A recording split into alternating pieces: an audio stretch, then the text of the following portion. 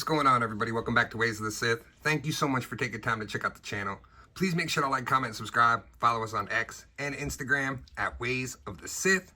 So back, another Marvel Legends review this time. This time, the MCU Iron Spider.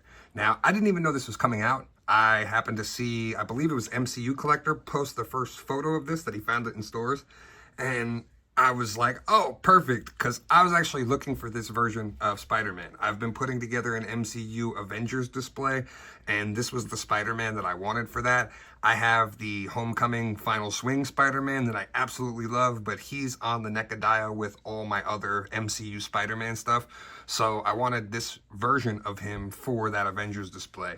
The only thing with this version, that it doesn't actually come with the Iron Spider legs, which I don't know why they didn't do that. I would have preferred that over the webs, but I am happy that they finally included some Spider-Man accessories in a pack. But yeah, so this is the packaging up front, and I guess these are part of re-releases that are supposed to happen throughout the year periodically. There's this and an Iron Man, and as far as I know, they're exclusive to Target.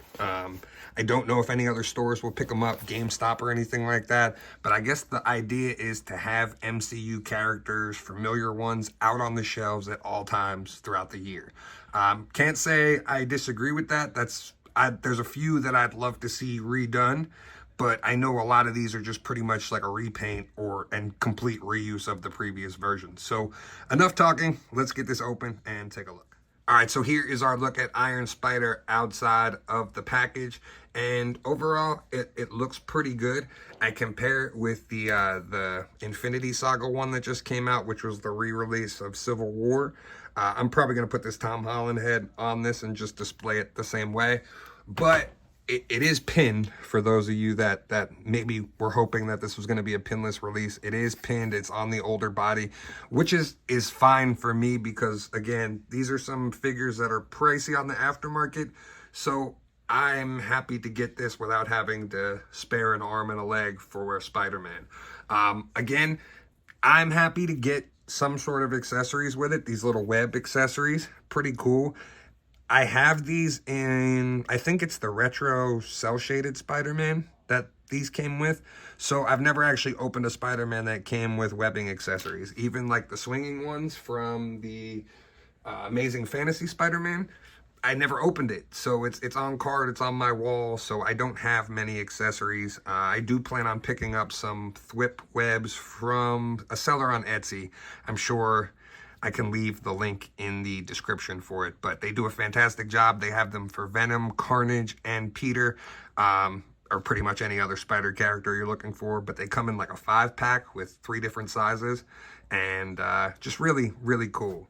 So this looks awesome. I definitely like it, but I do wish that it would have included the Iron Spider legs, because I mean, that's the whole thing about this suit is you know, him having those legs.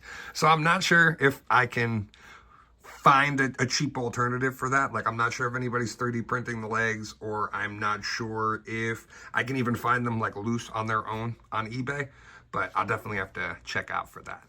So I don't know if you guys are like me, but every time I get a Spider-Man figure, I try to crouch it down like as low as possible and just play around with it until I can get it to either stand or balance the way I want it to.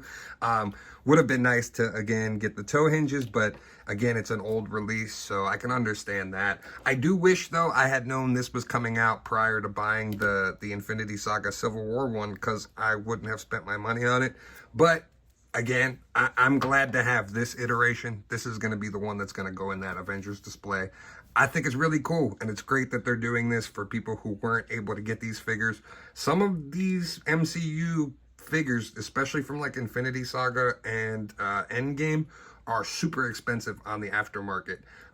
Luckily, I've been like hunting a lot of them on eBay and finding them for good prices, but when it comes to Spider-Man in particularly, you're usually looking at like the $50 and up range. So I was trying to avoid spending that.